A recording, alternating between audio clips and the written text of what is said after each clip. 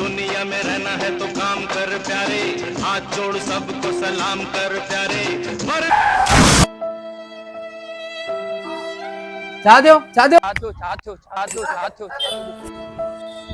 Hello चाहते हो जल्दी हेलो हेलो हेलो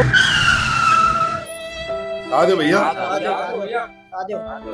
अबा साथियो लगे तो वॾो धक लगो थई दादा सेठ साहब मूंखे खीर डिलीवर करणु ॾिनो हुई, अच्छा पर रस्ते में पत्थर अची वियो, सॼो खीर हारिजी पियो, मूं ग़रीब जो नुक़सान थी वियो। मुंहिंजो सेठ अरे ॾाढो कंजूस आहे, ॾाढो कंजूस आहे। मुंहिंजी 3 ॾींहंनि जी पघार कटंदो।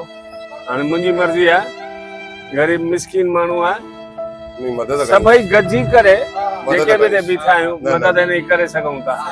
सही ॻाल्हि आहे। हाँ, बिल्कुलु सब वठो था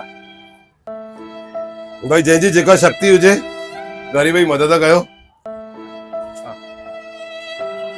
जंहिंजी जेका शक्ति हुजे यार ग़रीब जी मदद कयो।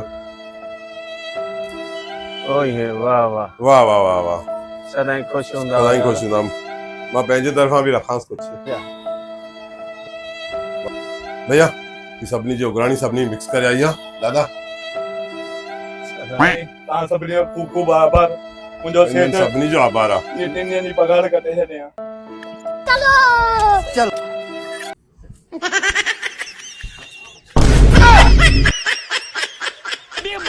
साडे भला तव्हांजो आइडिया कम करियो सेठ। यार आइडिया ना यो परमानंद प्यासीअ जो दिमाग़ अथई जो किने खीर मां बि पैसा पाण डबल वसूल कया आहिनि। हाणे तोसां घणे जो वाइदो? 100 रुपया। हल 200। अरे तोखे घणा ॾियणा? 100 चयो त साईं तव्हां 200 छो जो कमाई कुझु वधीक थी आहे। माल है पैसा जेको अॼु सुबुह जो खणी आयो। दादा हा छा छा रे? अरे खीर त फिटी करणो पवंदो इहो। अरे छो फिटी कंदो? फिरां चो मां ॿिनी खे 100 रुपया ॾींदुसि ऐं ॾिस कीअं इन ख़राब खीर जा बि पैसा वसूल कयां थो, पर शर्त हिकिड़ो आहे तव्हां मूं सां टिया पिया हुजो।